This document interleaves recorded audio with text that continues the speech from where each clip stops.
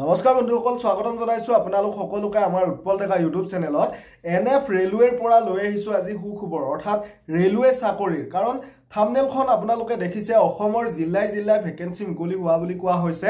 কাৰণ ৰঙিয়াত 435টা ভেকেন্সি মুকলি হৈছে, লামডিঙত 950টা ভেকেন্সি মুকলি হৈছে, তিনচুকীয়াত 580টা ভেকেন্সি মুকলি হৈছে, নিউ বঙাইগাঁৱত 982টা ভেকেন্সি মুকলি হৈছে, ডিব্ৰুগড়ত 814টা ভেকেন্সি মুকলি হৈছে, আলিপুৰদুৱাৰত 413টা ভেকেন্সি মুকলি হৈছে, কাটিহাৰত 812টা ভেকেন্সি মুকলি হৈছে আৰু গুৱাহাটী নৰ্থ ইষ্ট ফ্ৰণ্টিয়াৰ ৰেলৱেৰ হেডকোৱাৰ্টাৰ গুৱাহাটীত 661টা ভেকেন্সি মুকলি হৈছে।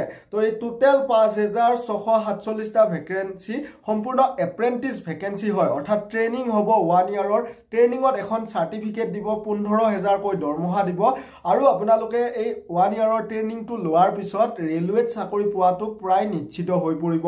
তো আপোনালোকৰ যদি বয়স 15ৰ পৰা 24 বছৰৰ ভিতৰত, আনহাতে আপোনালোকে 5 বছৰ ৰিলেক্সেশ্যন পাব SC ST হলে, OBC MOBC হলে 3 বছৰ, আৰু যদি আপোনালোকে PWBD কেটেগৰীৰ কেণ্ডিডেট হয় তেতিয়াও আপোনালোকে প্ৰায় 10 বছৰ ৰিজাৰ্ভেশ্যন পাব।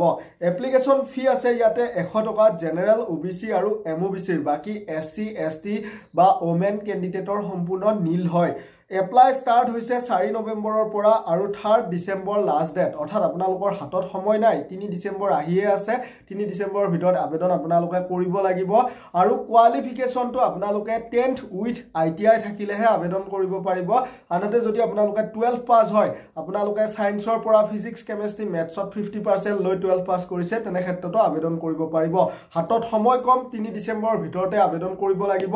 খুব সোনকালে নিযুক্তি হ'ব এইখিনি পদৰ। চেনেলটি সাবস্ক্ৰাইব কৰি বেল আইকনটো প্ৰেছ কৰি ল'ব, ভিডিঅ'টি সকলো বন্ধু বান্ধৱীৰ সৈতে শ্বেয়াৰ কৰিব।